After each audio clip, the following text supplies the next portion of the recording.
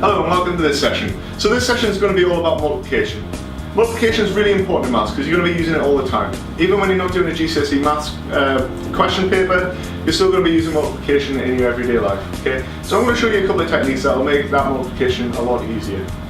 If I give you a nice simple question like 3 times 5,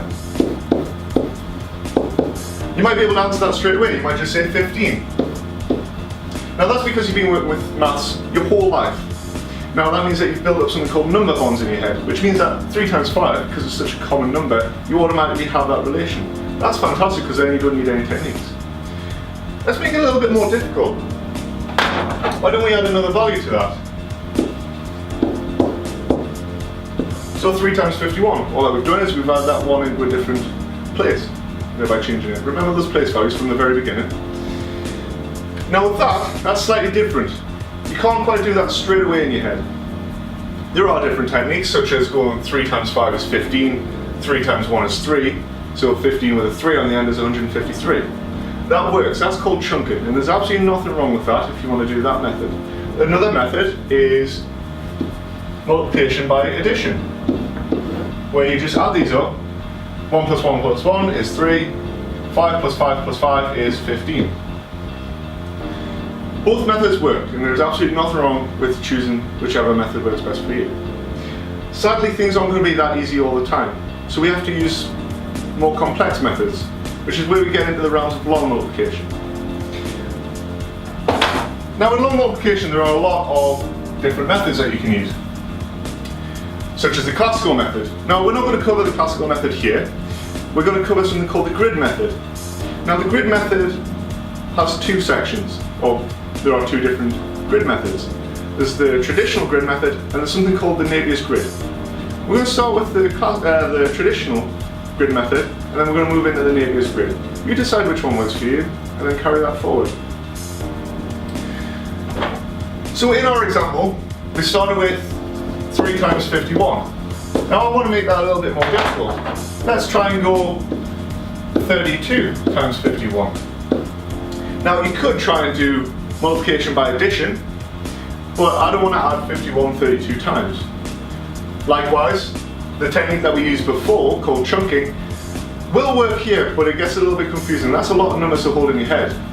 So what we're going to do is we're going to break that into nice, easy bits to work with. Now say those numbers, 32 times 51. Again, just like in those place values, you've broken that number up. You've made it a little bit easier to work with.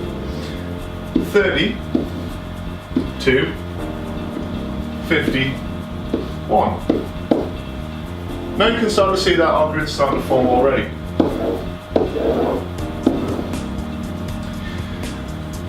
Now there are a couple of tricks that you can do here. Now, by and large, mathematicians tend to be lazy. We try and find the easiest way to get to the solution.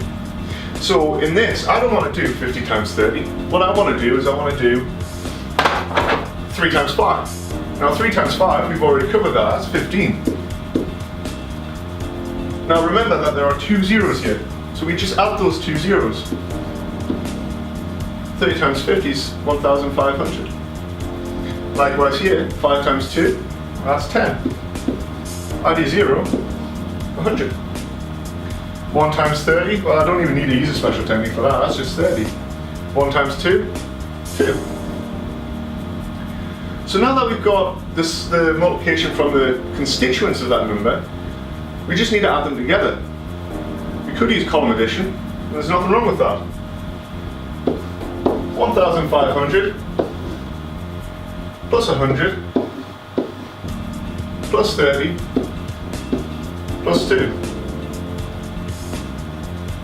Does that look right to you?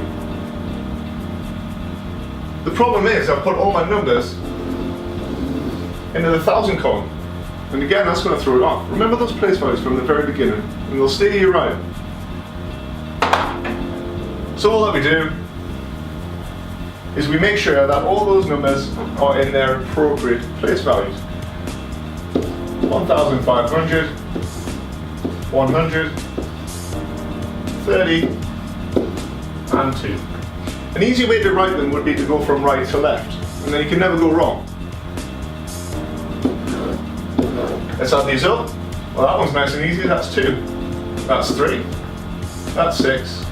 and that's 1. We know that 32 times 51 is 1,632. That's the traditional grid method.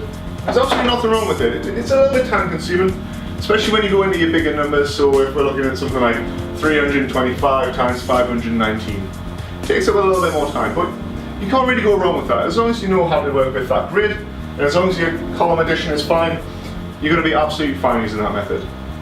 Have a little practice with it, and it should work for you. Stay tuned for more.